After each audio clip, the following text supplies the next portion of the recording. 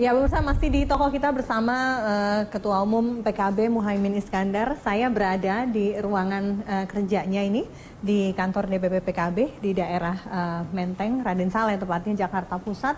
Dan saya melihat menarik sekali ya, ternyata ini ruang kerja saja perpustakaannya sudah cukup lengkap. Saya nggak bisa membayangkan bagaimana di rumah Anda ya, Caimin, di Ciganjur. Ini bukunya ada tafsir Al-Misbah begitu, ada buku mengenai Gus Dur, bukunya beraneka ragam. Ya. Sebetulnya preferensi buku macam apa yang Anda sukai, Cak? Sebetulnya kan karena saya kuliahnya ilmu sosial politik ya, di UGM. Seluruh buku-buku tentang sosial politik keagamaan harus kita punya. Tapi kan karena waktu, jadi koleksi-koleksi ini terakhir-terakhir ini agak kurang bertambah. Kurang bertambah dan akhirnya tidak terlalu banyak yang dibaca begitu ya, karena kesibukan mengelola partai. Kesibukan yang kemudian hobi baca bukunya agak berkurang. Iya. Anda S1 sosial politik tapi kemudian mengambil komunikasi. Masternya begitu ya, Caimin. Dari sekian buku ini yang menarik perhatian Anda lebih dan menginspirasi Anda? Sebetulnya buku ideologi saya itu Gus Dur. Iya, Gus Dur ya. Gus Dur ini guru ideologi, pusat inspirasi dan tentu semua gerak PKB kan punya pijakan-pijakan pemikiran Gus Dur. Ya. Itu yang selalu, dan saya sendiri sudah nulis buku tentang Gus Dur sampai 5 buku tentang Gus Dur. Juga teman-teman ini pada ahli lah di PKB ini tentang pemikiran dan perilaku serta perjuangan dan kepemimpinan Gus Dur. Walaupun ada perbedaan politik sana sini. Ya, kita anggap kita itu memahami perbedaan dengan Gus Dur itu pendewasaan. Istilahnya penempaan yang paling keras gitu ya. Termasuk ada peristiwa lucu ketika pada nulis buku tentang Gus Dur, ada 4 orang di sini. Semua yang nulis tentang buku tentang Gus Dur ini pada hari itu juga dipecat semua oleh Gus Dur. Begitu ya. Jadi aneh kan?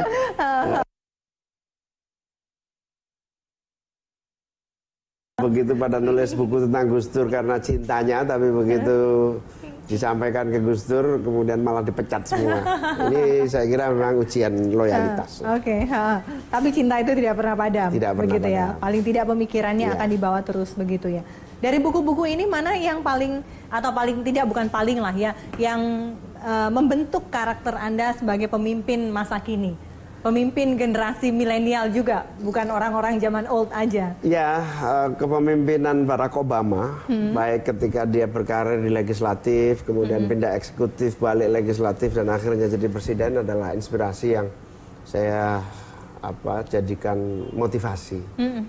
Bagaimana Barack Obama mengelola konstituen dari pendukung legislatifnya sampai jadi gubernur, kemudian masuk legislatif, masuk senat, kemudian akhirnya menjadi presiden. Ini ada 2 yang paling menonjol. Yang pertama, inspirasi perubahan yang dia tanamkan atau dia jual gitu ke masyarakat. Yang kedua, konsistensinya di dalam memperjuangkan nilai-nilai Amerika itu yang sehingga dia jadi presiden pertama berkulit hitam yang tentu demokratis. Itu luar biasa. Barangkali saatnya Indonesia juga kita tawarkan pikiran-pikiran pembaharuan yang lebih cerdas lagi. Oke, ini ya salah satu bukunya begitu ya. Oke, nanti saja mungkin bisa saya pinjam ya. Silakan. Caimin, kita duduk sini ya. Silakan. Kita mulai bicara lagi tentang berbagai hal. Ya, silakan. Cak, kalau saya amati dari sejumlah ketum partai politik ini ya, gitu, Anda termasuk ketua umum yang mohon maaf tidak kaya-kaya banget gitu ya. bukan pengusaha soalnya ya. Atau kekayaannya sedang disembunyikan dan belum ada yang tahu begitu. Bagaimana Cak mengelola sebuah partai yang bisa dikatakan bukan partai kecil, partai menengah atas begitu, dengan sumber daya keuangan yang tidak dari Anda pribadi? Ya, partai ini kan lahir dari rangkaian perjalanan panjang ya. Sejarah yang tidak putus. Jadi kakek buyut saya pendiri NU, punya pesantren, menjadi kekuatan masyarakat, mengelola daya topang dukungan masyarakat dari segi keagamaan, pendidikan, dan sosial kemasyarakatan. Lalu mau tidak mau akhirnya masuk dalam wilayah politik karena harus menjaga, mengelola, menyalurkan apa yang menjadi aspirasi masyarakat itu. Makanya kemudian NU mendirikan partai waktu itu.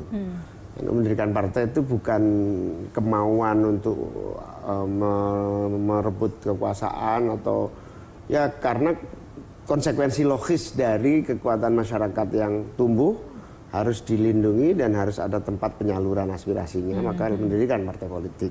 Era Orde Baru dihilangkan, tidak boleh lagi, maka kemudian era reformasi. Begitu era reformasi, maka apa yang terpendam selama Orde Baru 32 tahun itu, basis-basis dukungan dan kekuatan politik yang mengakar itu, mau tidak mau tumbuh lagi. Maka lahirlah PKB. PKB ini lahir dengan modal nol. Kita waktu itu Gus Dur, Rois Am, Kiai Ilyas Ruqyat berkumpul di Ciganjur mendeklarasikan ya betul-betul saweran. Pak Said Agil Siraj waktu itu ditugasi konsumsi, saya ditugasi mencari alat-alat kelengkapannya, misalnya tenda dan seterusnya. Gus Dur memberikan dukungan uang pribadinya, kira-kira hanya 25 jutaan waktu itu. Tapi karena kita kelanjutan dari sejarah panjang itu, maka biaya tidak menjadi ukuran.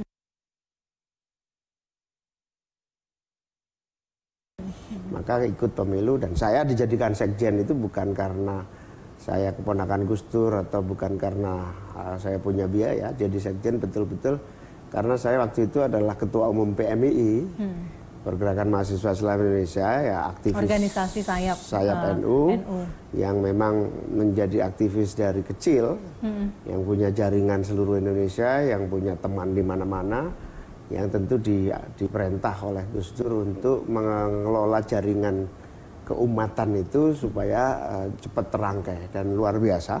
Dalam waktu sangat singkat kita bisa mendirikan cabang seluruh Indonesia tanpa biaya. Begitu juga ikut pemilu, partisipasi keanggotaan kita begitu tinggi, mengharukan sekali pemilu 98, 99 itu. Begitu gambar dicetak sendiri, kaos bekas dia tempelin gambar PKB. Intinya partisipasi. Nah inilah kekuatan yang terjaga dan terkelola dengan baik yang diwariskan oleh para pendahulu-pendahulu kita. Nah di era partisipasi di awal mungkin bisa, tapi ya, kesini-sini dengan makin banyaknya partai politik. 99, 2004 masih, 2009 agak berkurang. Apalagi dengan maraknya money politics, warga-warga kita yang quote and quote miskin secara ekonomi mudah terpengaruh oleh money politics. Juga quote and quote warga kita ini menjadi sasaran tembak dari seluruh partai-partai politik. Makanya alumni PKB ada di semua partai politik. Pokoknya yang nggak ketampung di sini, mantan DPR, mantan ketua cabang, mantan bupati PKB yang tidak terakomodir tempat lagi, pasti ditampung partai politik lain. Semua partai ada Pak, alumni PKB. Kalau reuni itu kita sering ketemu, alumni PKB yang ada di partai-partai lain. Itu bukti bahwa memang daya tampung kader kita di posisi-posisi penting atau strategis terbatas.